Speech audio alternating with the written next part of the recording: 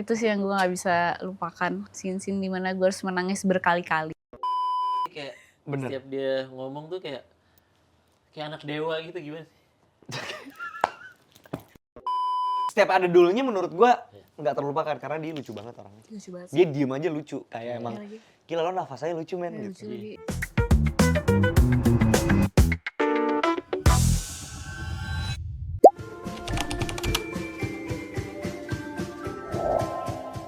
Mati rasa terhadap dunia ya, karena terus terbentur oleh masalah yang nggak ada habisnya, sehingga membuat orang ini tuh jadi kosong gitu sama kayak hal-hal yang terjadi di sekitarnya. Kenapa mesti dirayain? Mengutip kalimat sang sutradara Umay Shahab bahwa nggak bisa dipungkiri bahwa hidup itu kan emosinya nggak selalu positif ya.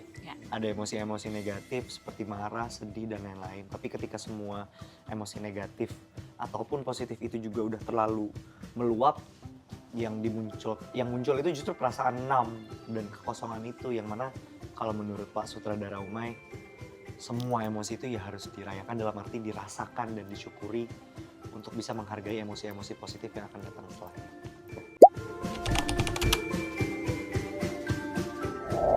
Seru, banyak belajar, banyak diskusi, banyak insight baru tentang bikin film, nggak cuma berada di depan layar tapi juga barengan sama Umay dan tim dan teman-teman dari Sinemaku ngebahas gimana caranya supaya film Perayaan Mati Rasa ini bisa kita komunikasikan gitu ya, dan kita bikin supaya bener-bener bisa kena ke hati para penonton film Indonesia.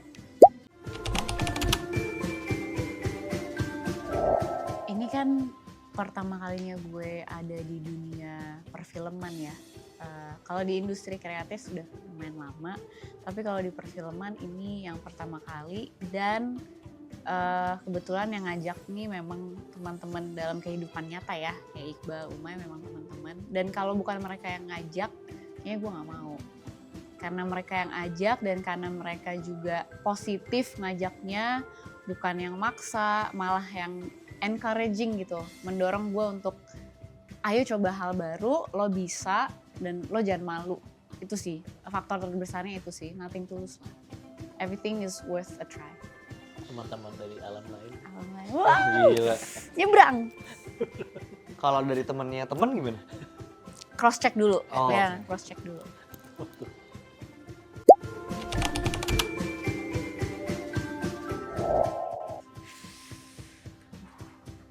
Kalau gue setiap adegan yang ada Dul Jailaninya.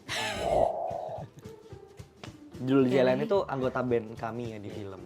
Nama bandnya Midnight Serenade, terdiri dari Devano Danendra sebagai vokalis, Dul Jailani sebagai gitaris, Saka, dia jadi Saka. terus Bang Randi drummer di situ, dan gue sebagai basser. Buster. Gitu. Setiap ada dulunya menurut gue nggak terlupakan karena dia lucu banget orangnya. Lucu banget sih. Dia diem aja lucu, kayak emang lagi. gila lo nafasnya lucu men Ya, gitu. lucu lagi, ya lagi. Terus kayak ada apa ya, hawa-hawa spiritualnya tuh natural banget gitu, gue nggak tahu kenapa. Setiap Dan ada, Hawa-hawa klinik gitu ya. iya kayak Bener. setiap dia ngomong tuh kayak anak dewa gitu, gimana sih? kayak ada anak dewa ngomong. Nice. Iya, Bagus. bagus. 19 lagi dewanya. Ada 19 nggak dewanya? Bener-bener Boleh. zang gitu. Bener-bener deh. Iya. Kalau anak gue, dewa. apa ya? Mungkin scene-scene yang gue nggak bisa lupakan adalah scene-scene dimana gue harus menangis.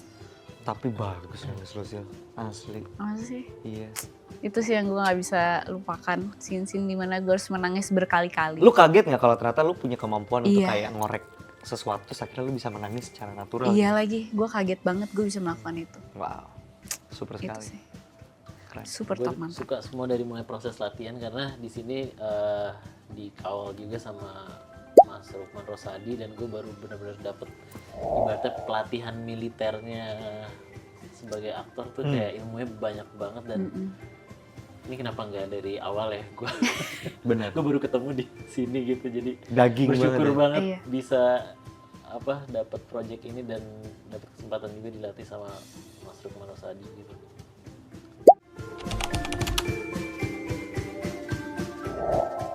Kalau gue scene yang ada dulu Jailani. Karena dia lucu, jadi Devano ketawa mulu. Iya nggak sih? Kayak, Dev yang bener dong, Dev. Lucu dia. Gue scene apa ya?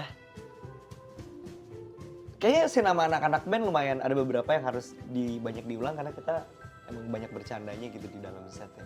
Kayak emang secara chemistry kita nyambung banget, jadi agak susah maksudnya untuk membedakan saat lagi di luar set atau di dalam set, kayak ayo dong serius gitu. Terus apa lagi ya? Enggak sih, sisanya teknis-teknis, tapi kalau yang kayak emang performance ya emang kayak gitu. Kayak scene nge-band gitu, kayak kita lupa itu lagi syuting, jadi begitu alat udah pada bunyi semua kita tuh otomatis gubrang. Asli. Lama Kayak banget. itu teriak-teriak mulu, woi udah woi. Sampai akhirnya kayak terakhir tuh akhirnya colokannya dicabut sih. Jadi gitarnya nggak mati.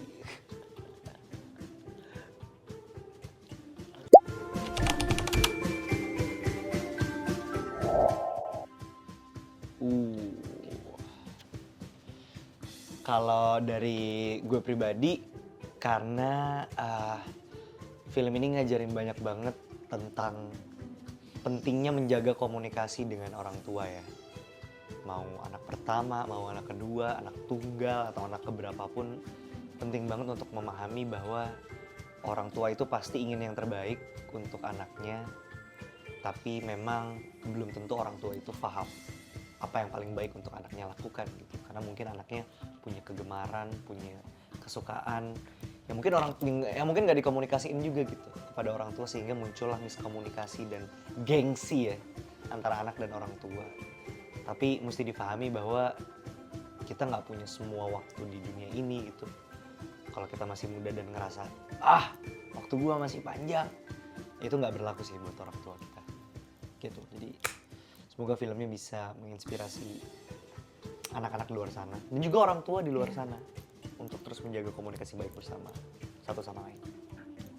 Kalau dari gue, film ini itu bukan mengajarkan, tapi mungkin lebih ke membuka dan memperlihatkan jalur gimana sih kita menghadapi masalah itu dengan dewasa. Dan dewasa itu nggak instan. Di dalam film ini ditunjukin kalau ya dewasa tuh nggak instan. Banyak hal yang kita harus lalui sehingga sebagai anak, sebagai kakak, sebagai adik, sebagai teman-teman yang mendukung satu orang atau beberapa orang itu, kita harus tumbuh dewasa bersama untuk menghadapi masalah. And you stick together. Itu sih. Sudah habis semua ya. Band dong, kenapa harus nonton band. ya kan? Buat yang ya gue dari point of view si bandnya di film ini juga ngajarin bagaimana kita tuh buat mengejar mimpi tuh butuh proses, dan ketika kita rebel tapi kita bisa membuktikan kayak dengan berkarya itu bisa sukses. Nah itu tuh butuh proses dan pembuktian gitu. Jadi ketika di proses-proses itu sebaiknya justru komunikasi dengan orang tua itu jangan sampai hilang, karena ketika kita pusing ngejar mimpi kita bisa sampai lupa sama orang-orang yang terdekat kita gitu. Jangan sampai kayak gitu di film ini. Mudah-mudahan habis nonton kita bisa balance antara mengejar mimpi dan tetap dekat dan komunikasi sama orang tua gitu. Halo teman-teman, saya Iqbal Ramadan. Saya Priscilla Jamail. Saya Dandi Ranista. Dan kami dari cast Perayaan Mati Rasa. Jangan lupa untuk tonton film kami Perayaan Mati Rasa mulai tanggal 29 Januari Di bioskop-bioskop sayangan Anda. di seluruh Indonesia. sampai bertemu. Sampai bertemu.